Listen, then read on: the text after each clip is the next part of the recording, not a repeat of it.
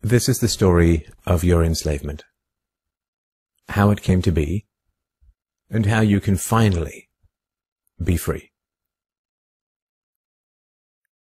Like all animals, human beings want to dominate and exploit the resources around them.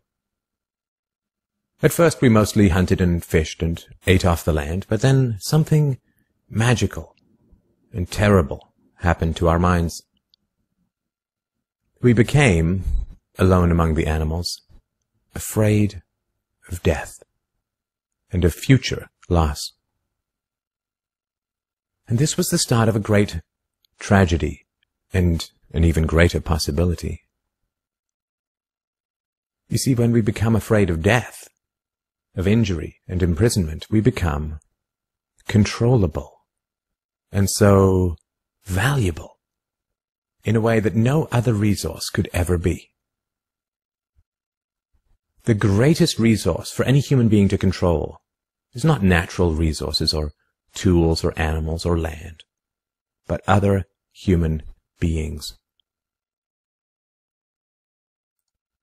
You can frighten an animal because animals are afraid of pain in the moment, but you cannot frighten an animal with a loss of liberty, with torture or imprisonment in the future, because animals have very little sense of tomorrow. You cannot threaten a cow with torture or a sheep with death. You cannot swing a sword at a tree and scream at it to produce more fruit, or hold a burning torch to a field and demand more wheat. You cannot get more eggs by threatening a hen, but you can get a man to give you his eggs by threatening him. This human farming has been the most profitable and destructive occupation throughout history, and it is now reaching its destructive climax. Human society cannot be rationally understood until it is seen for what it is: a series of farms where human farmers own human livestock. Some people get confused because governments provide healthcare and water and education and roads, and thus imagine that there is some benevolence at work. Nothing could be further from the reality. Farmers provide healthcare and irrigation and training to their livestock. Some people get confused because we are allowed certain liberties and thus imagine that our governments protect our freedoms. But farmers plant their crops a certain distance apart to increase their yields, and will allow certain animals larger stalls or fields if it means they will produce more meat and milk. In your country, your tax farm, your farmer grants you certain freedoms, not because he cares about your liberties, but because he wants to increase his profits. Are you beginning to see the nature of the cage you were born into? There have been 4 major phases of human farming. The first phase in ancient Egypt was direct and brutal human compulsion. Human bodies were controlled, but the creative productivity of the human mind remained beyond the reach of the whip and the brand and the shackles. Slaves remained woefully underproductive and required enormous resources to control. The second phase was the Roman model, wherein slaves were granted some capacity for freedom, ingenuity, and creativity, which raised their productivity. This increased the wealth of Rome, and thus the tax income of the Roman government, and with this additional wealth Rome became an empire, destroying the economic freedoms that fed its power, and collapsed. I'm sure that this does not seem entirely unfamiliar. After the collapse of Rome, the feudal model introduced the concept of livestock ownership and taxation. Instead of being directly owned, peasants farmed land that they could retain as long as they paid off the local warlords. This model eventually broke down due to the continual subdivision of productive land and was destroyed during the enclosure movement when land was consolidated and hundreds of thousands of peasants were kicked off their ancestral lands because new farming techniques made larger farms more productive with fewer people. The increased productivity of the later Middle Ages created the excess food required for the expansion of towns and cities, which in turn gave rise to the modern democratic model of human ownership. As displaced peasants flooded into the cities, a huge stock of cheap human capital became available to the rising industrialists.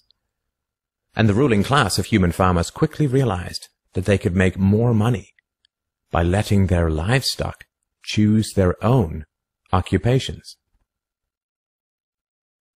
Under the democratic model, direct slave ownership has been replaced by the mafia model. The mafia rarely owns businesses directly, but rather sends thugs around once a month to steal from the business owners. You are now allowed to choose your own occupation, which raises your productivity, and thus the taxes you can pay to your masters. Value this time in your life, kids, because this is the time in your life when you still have your choices. And it goes by so fast. When you're a teenager, you think you can do anything, and you do.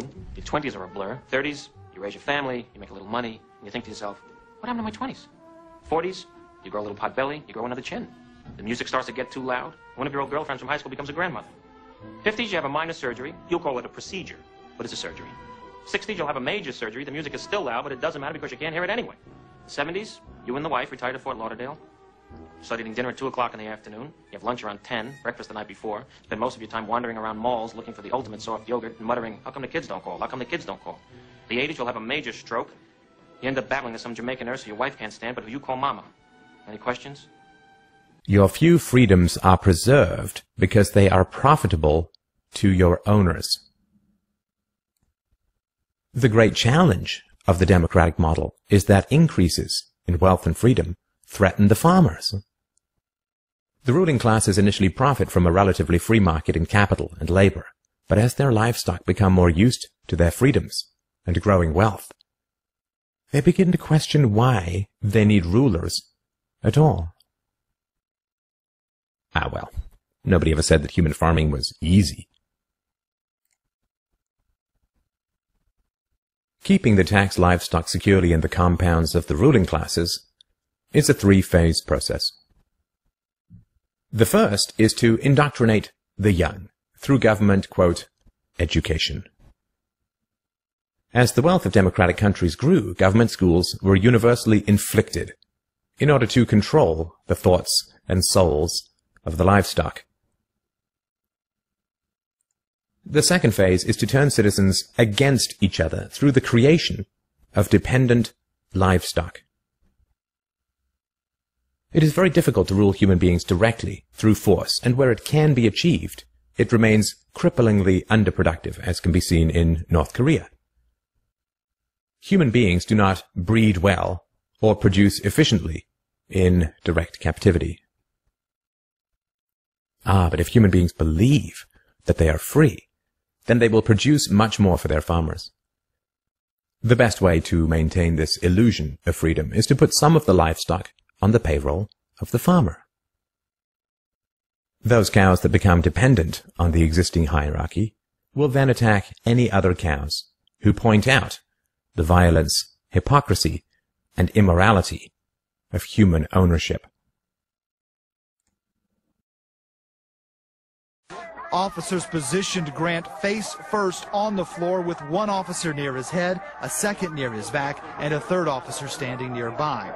There appeared to be a brief struggle. Then, a 2-year veteran BART officer stands, draws his weapon, and fires.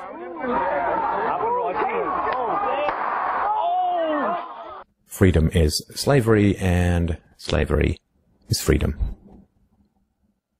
If you can get the cows to attack each other whenever anybody brings up the reality of their situation, then you don't have to spend nearly as much controlling them directly.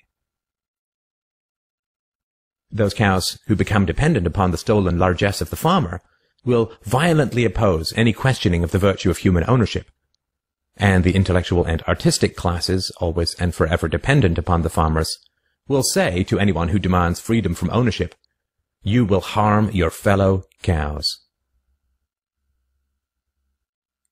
The livestock are thus kept enclosed by shifting the moral responsibility for the destructiveness of a violent system to those who demand real freedom. The third phase is to invent continual external threats so that the frightened livestock cling to the protection of the farmers. This system of human farming is now nearing its end. The terrible tragedies of modern Western economic systems has occurred not in spite of, but because of past economic freedoms. The massive increases in Western wealth throughout the 19th century resulted from economic freedoms. And it was this very increase in wealth that fed the size and power of the state. Whenever the livestock become exponentially more productive, you get a corresponding increase in the number of farmers and their dependents. The growth of the state is always proportional to the preceding economic freedoms. Economic freedoms create wealth, and the wealth attracts more thieves and political parasites, whose greed then destroys the economic freedoms. In other words, freedom metastasizes the cancer of the state. The government that starts off the smallest will always end up the largest. This is why there can be no viable and sustainable alternative to a truly free and peaceful society. A society without political rulers, without human ownership, without the violence of taxation and statism. To be truly free is both very easy and very hard. We avoid the horror of our enslavement because it is so painful to see it directly. We dance around the endless violence of our dying system because we fear the attacks of our fellow livestock. But we can only be kept in the cages we refuse to see. Wake up. To see the farm is to leave it.